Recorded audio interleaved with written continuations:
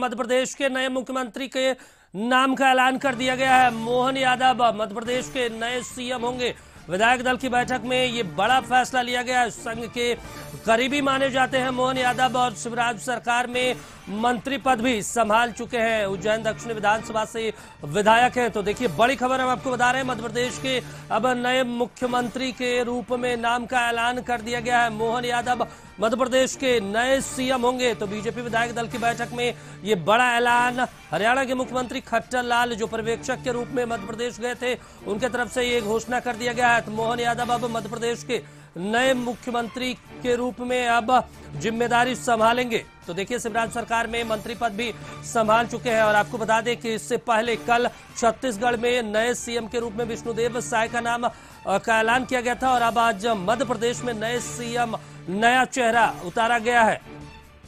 तो देखिए, पुराने चेहरे को दरकिनार करके मध्य प्रदेश में नए चेहरे को अब मुख्यमंत्री पद की जिम्मेदारी दी गई है। मोहन यादव अब मध्य प्रदेश के नए मुख्यमंत्री होंगे। और हमारे संपादक अशोक मिश्रा जी जुड़ गए। अशोक जी, मोहन यादव अब मध्य प्रदेश के मुख्यमंत्री होंगे। शिवराज सिंह चौहान के सरकार में वो मंत्री पद रह चुके हैं, संभाल चुके हैं, संघ के करीबी माने जाते हैं। और जब जातीय गणना की बात हो तो वैसे में एक राज्य में आदिवासी चेहरा को और एक राज्य में यादव चेहरा को क्या कुछ राजनीतिक मायने हैं लोकसभा चुनाव को लेकर? बिल्कुल, देखिए दीपक, सबसे बड़ी बात है कि बीजेपी ने मास्टर स्ट्रोक चला है जी। और ये मास्टर स्ट्रोक आगामी लोकसभा चुनाव को लेकर के है।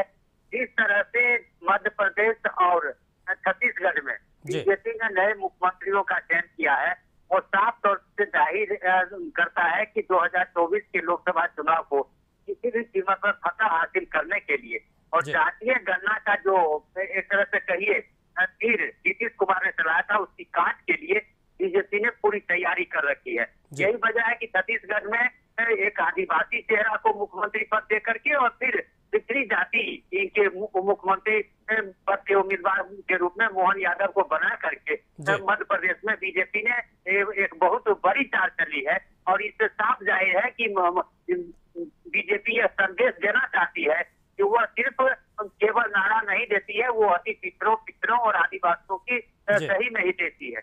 यही वजह है कि मोहन यादव को जो उम्मीदवारी दी गई है, वो संघ के पुराने सेवक रहे हैं, स्वयंसेवक रहे हैं, और शिवराज सिंह चौहान के कैबिनेट में ही उच्च शिक्षा मंत्री भी रहे, यानी कि उनकी काबिलियत मंत्रिमंडल के रूप में देख चुकी है बीजेपी ने।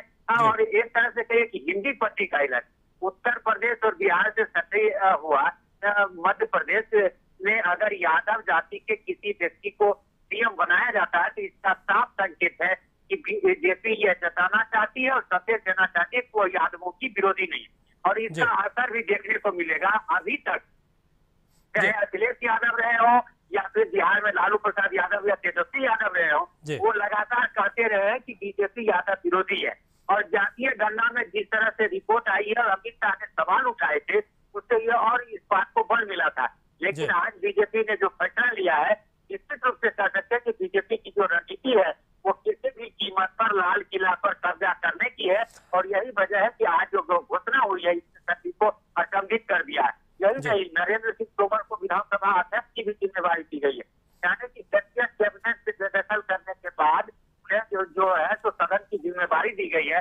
तो बीजेपी का जो वर्तमान नेतृत्व है वो पूरी तरह से ये बिल्कुल यह संदेश देने की कोशिश कर रहा है कि आप जितने भी बड़े पद हैं उस पर अपना विश्वास। अशोक जी, एक और यहाँ पे बड़ा सवाल ये तो नहीं उठ रहा कि चाहे नरेंद्र मोदी हो, अमित शाह, क्योंकि बीजेपी में तीन ही नेता के आज जो भी फैसले होते हैं वो पूरी बीजेपी मानती है। कहीं ऐसा तो नहीं है कि जातीय गणना की काट समझ रहे हैं लेकिन वो खुल के बोल नहीं रहे, लेकिन उसका काट इस तरीके से निकाल रहे हैं आदिवासी चेहरा और फिर पिछड़ा चेहरा लाकर? बीजेपी की रणनीति बनी और ज्योतिरादित्य सिंधिया को बेदखल कांग्रेस से करा करके और फिर बीजेपी ने उन्हें केंद्रीय मंत्रिमंडल में जगह दी थी। तो विधानसभा अध्यक्ष का पद भी काफी महत्वपूर्ण होता है। ये अलग बात है कि 2/3 बहुमत एक तरह से बीजेपी को मध्य प्रदेश में मिली है, लेकिन इसके बावजूद भी बीजेपी कोई रिस्क नहीं लेना चाहती है। इसलिए नरेंद्र सिंह तोमर को विधानसभा अध्यक्ष की जिम्मेवारी दी गई है। और सबसे बड़ी बात ये है कि जितने भी बड़े नेता थे, चाहे वो मध्य प्रदेश में हो चाहे छत्तीसगढ़ में हो, और उन सभी बड़े नेताओं को मुख्यमंत्री पद की दौड़ से अलग कर दिया गया, दरकिनार कर दिया गया है। हाँ, जो पुराने विश्वसनीय है, रमन सिंह को विधानसभा अध्यक्ष की जिम्मेदारी चलिए, बिल्कुल देना अशोक जी, और अब